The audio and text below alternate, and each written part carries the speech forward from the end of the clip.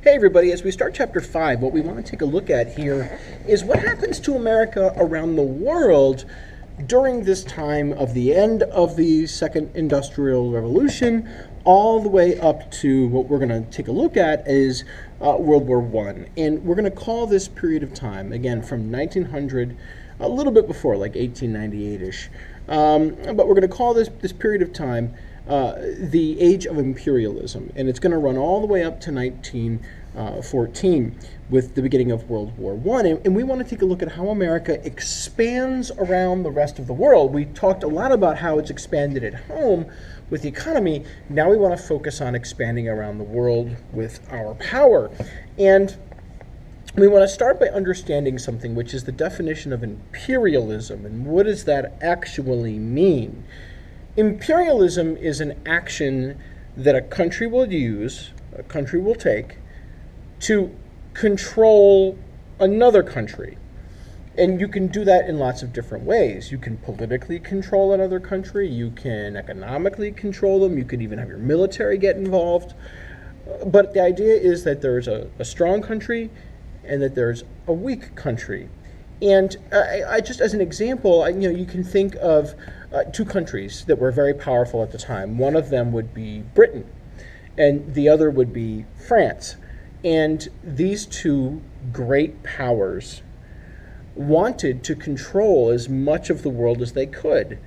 They carved up the world between them, trying to show that they could have political or economic or even military control over other countries around the world. And that's, I think, a really easy way of understanding imperialism. And we have to ask ourselves this question, which is why would countries, whether it's America or other countries in Europe, be interested in trying to control other places?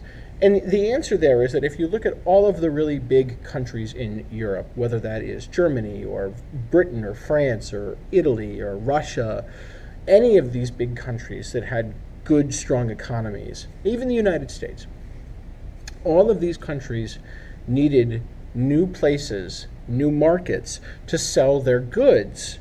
Remember, we're making more than we ever have before in the Second Industrial Revolution, and we need to sell those things that we're making to other places. The problem is, these countries weren't selling to each other. So Britain isn't selling their goods to France, and France isn't selling its goods to Britain or Germany or any other country, because tariffs had made trade really hard between industrialized nations. There were walls around all of these different countries in Europe and even around America, these tariffs that were keeping us from trading with other people. So we need to find new places to trade.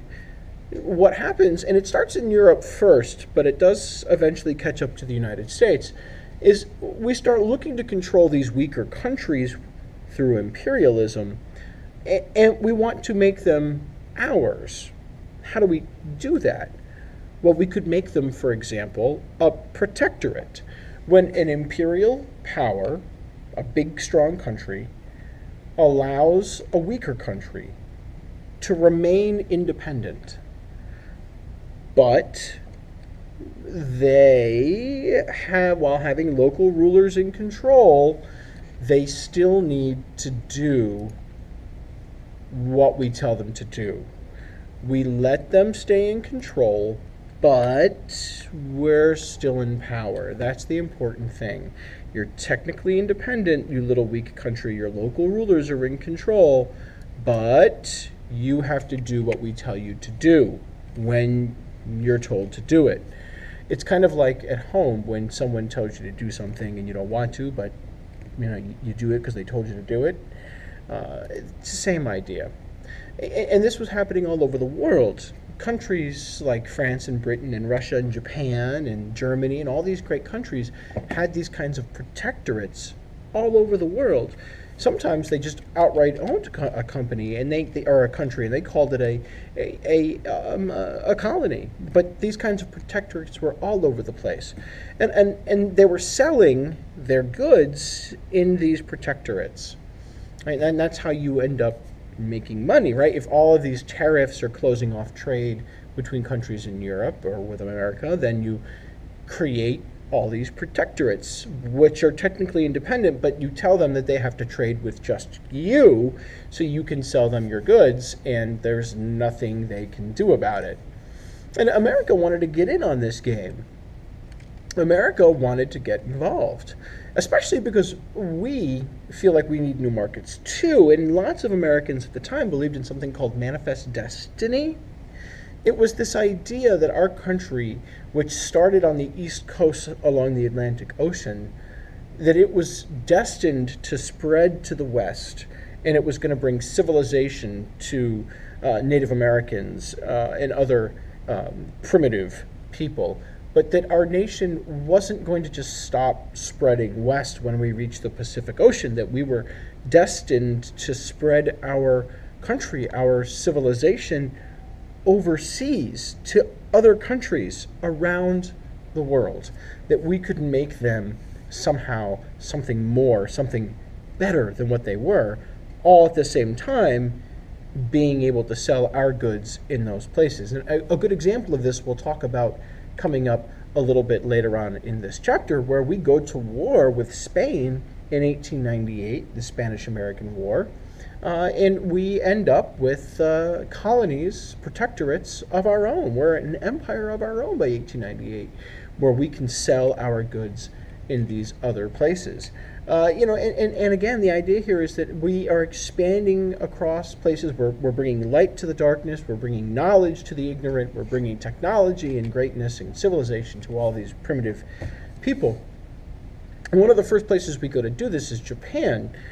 Commodore Matthew Perry, he's a man that's in charge of our naval fleet going to Japan. And he sails into the Japanese harbor with his gigantic warships. They called them black ships.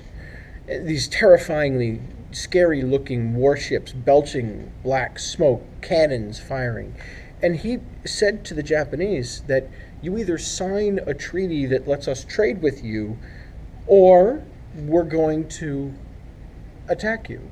And he demonstrates the destruction of American cannons from our warships. And essentially we bully Japan into signing a treaty with us that says you, even though you don't want to, Japan, have to give us the right to trade with you at 2 ports in your country.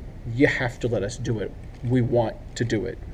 And if you think about it, right, Japan is a long way away, right? So how do we get from here to there? Well, just take a ship. But trade with Asia means that we need ports around the Pacific Ocean to stop and refuel and resupply. And one of those ones that's really critical to us would be a place like Hawaii, which is along the way to Asia, and it could be a really good place to stop and refuel and resupply. That's one of the reasons why we don't stop expanding our civilization to just Japan. We also begin to try and take over Hawaii. Our Marines, our military, will support, for example, sugar planters in Hawaii who want to overthrow the queen there, a queen named Liliuokalani, in 1893, so that they can have more control and profit more over their sugar that they grow. And we even go so far as to annex, to take over as a territory, Hawaii only 5 years later in 1898. So, we, whether we're doing this in Hawaii, whether we're doing it with other nations in Asia like Japan, America is looking to spread its civilization and build influence. And one last place that we're doing this as an example would be Latin America. That this would be Central America, Mexico, Honduras, Nicaragua, Guatemala, as well as all South America, Brazil, Venezuela, Bulgaria, etc. We want them to buy goods from us in America, because at the time Latin America was buying its goods, its products from Europe, and we want them to buy our goods, not just the goods of countries from Europe. So we're going to try and do all kinds of things in these places to convince people to do what we want them to do. And I think it's a good introduction, and we'll do much more with this in class.